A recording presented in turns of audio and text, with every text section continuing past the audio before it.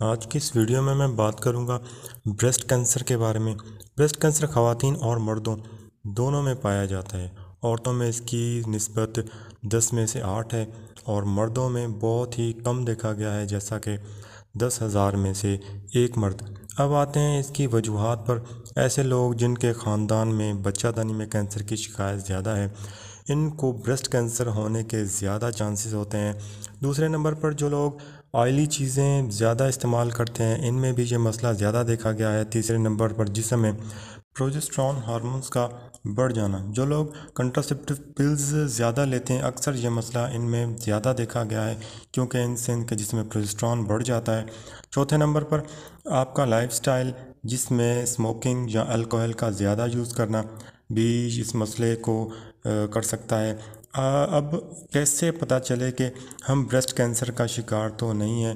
तो सबसे पहले अपनी ब्रेस्ट का साइज़ देखें। अगर इसके साइज़ में डिफरेंस आ रहा है, या ब्रेस्ट में गुठली तो नहीं, या कोई ब्रेस्ट स्किन पर रेडनेस तो नहीं, या फिर निपल्स के साइज़ चेंज तो नहीं हो रहे, निपल्स का अंदर को धंस जाना, या निपल्स में से किसी किस्म का डिस्चार्ज, बगल में कोई गिटली तो नहीं, या और इस तरह की कुछ निशानियां हैं, ये मुआयना आप ख़ुद कर सकते हैं। और अगर कोई भी निशानी हो तो फ़ौरन अपने डॉक्टर से रुजू करें। अगर मरीज़ की उम्र 40 साल से कम है तो अल्ट्रासाउंड से ये मर्ज़ डायग्नोज़ किया जा सकता है। और अगर मरीज़ 50 साल से ज़्यादा है तो मेमोग्राफी की जाती है। मेमोग्राफी गोल्ड स्टैंडर्ड है ब्रेस्ट कैंसर डायग्नोसिस के लिए। इसके अलावा मुतासरा जगह से सैंपल लेकर लेबॉर्ट्री से टेस्ट भी करवाए जाते हैं कैंसर के लिए।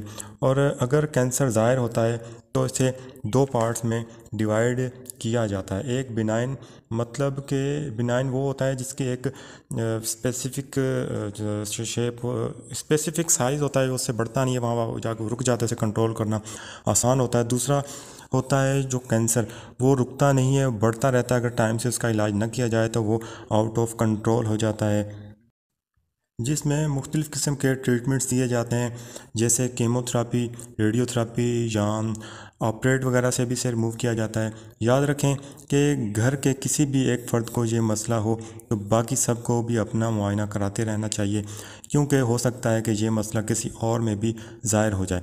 कुछ बातें याद रखें कि ब्रेस्ट कैंसर ब्रेस्ट फीडिंग से नहीं होता, बल्कि ब्रेस्ट फीडिंग से आपको इस मसले से निजात मिलती है, या आप इस मसले से बचे रहते हैं। और ट्रामा की वजह से भी ये मसला नहीं होता, या जो शवाएँ वगैरह लगाई जाती हैं उनसे भी ये मसला नहीं हो सकता। हाँ, अगर ब्रेस्ट में कोई डैमेज वगैरह है तो वो डैमेज बढ़ सकता है, तो ये कैंसर का ब्रेस्ट कैंसर का बायस बन सकता है। और किसी किस्म के परफ्यूम वगैरह से भी ब्रेस्ट कैंसर नहीं होता, किसी किस्म के कपड़े पहनने से भी ब्रेस्ट कैंसर नहीं होता। ये सिर्फ लोगों की दकियानूसी बातें हैं। इसी के साथ मुझे इजाज़त दें, दुआ में याद रखें। अल्लाह हाफिज़।